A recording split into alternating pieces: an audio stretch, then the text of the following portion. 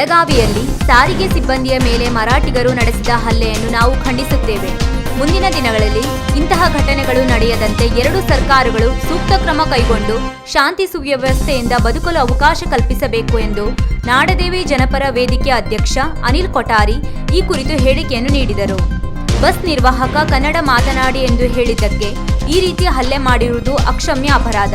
ಅವರ ರಾಜ್ಯದ ಭಾಷೆಯ ಮೇಲೆ ಎಲ್ಲರಿಗೂ ಪ್ರೇಮ ಇರುತ್ತದೆ. ಅದನ್ನೇ ನಿರ್ವಾಹಕರು ಮಾಡಿದ್ದಾರೆ. ಮುಂದಿನ ದಿನಗಳಲ್ಲಿ ಇಂತಹ ಘಟನೆಗಳು ಮರುಕಳಿಸಬಾರದು. ಒಂದು ವೇಳೆ ಮರಾಠಿಗರು ಈ ರೀತಿ ಮುಂದುವರೆಸಿದರೆ ಕರ್ನಾಟಕದ ಪ್ರತಿಯೊಂದು ಮನೆಯಲ್ಲೂ ಕೂಡ ಹೋರಾಟದ ಕಿಚ್ಚು ಏಳುತ್ತದೆ. ಸರ್ಕಾರ ಅಧಿಕಾರಿಗಳು ಇದಕ್ಕೆ ಅವಕಾಶವನ್ನು ಮಾಡಿಕೊಡಬಾರದು ಎಂದರು. ನಮಸ್ಕಾರ. ಈಗ ಎಲ್ರಿಗೂ ತಿಳಿದಂತೆ ಬೆಳಗಾವಿಯಲ್ಲಿ 22ನೇ ತಾರೀಕಿನಿಂದ ನಮ್ಮ ರಾಜ್ಯದ ಬಸ್ ಕಂಡಕ್ಟರ್ ಆದಂಥ ಮಹಾದೇವ್ ಅವರ ಮೇಲೆ ಮರಾಠಿಯವರ ದೌರ್ಜನ್ಯ ಏನು ನಡೆದಿದೆ ಇದೆಲ್ಲ ತಮಗೆ ತಿಳಿದಿರುವಂಥದ್ದು.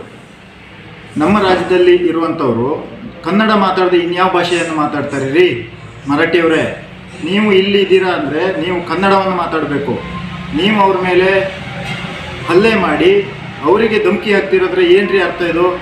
ಇದು ಮಹಾರಾಷ್ಟ್ರದಲ್ಲಿ ನಿಮ್ಮ ಮರಾಠಿ ಭಾಷೆಯನ್ನು ಹೇಗೆ ಪ್ರೇಮಿಸ್ತೀರೋ ನೀವು ನಮ್ಮ ರಾಜ್ಯಕ್ಕೆ ಬಂದ ಮೇಲೆ ಇಲ್ಲಿಯ ಭಾಷೆಯನ್ನು ನೀವು ಪ್ರೀತಿಸಬೇಕು, ಬಳಸಬೇಕು.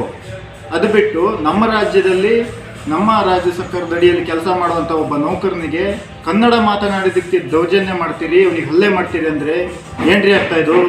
ನಿಮ್ಮ ಭಾಷೆ ಹೇಗೆ ನಿಮ್ಮ ಮಹಾರಾಷ್ಟ್ರದಲ್ಲಿ ಮುಖ್ಯನೋ ಇಲ್ಲಿ ಕೂಡ ನಮ್ಮ ಭಾಷೆ ಮುಖ್ಯ.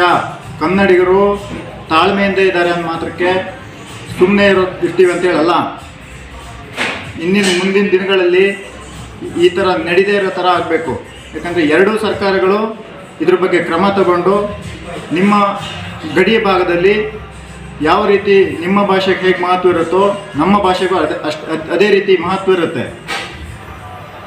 ಈಗ ವೀಕ್ಷಕ ಮಹಾಪ್ರಭುಗಳೇ, ನಮ್ಮ ಚಾನಲ್ ಅನ್ನು ಸಬ್ಸ್ಕ್ರೈಬ್ ಮಾಡಿ, ಶೇರ್ ಮಾಡಿ, ಪ್ರೋತ್ಸಾಹಿಸಿ.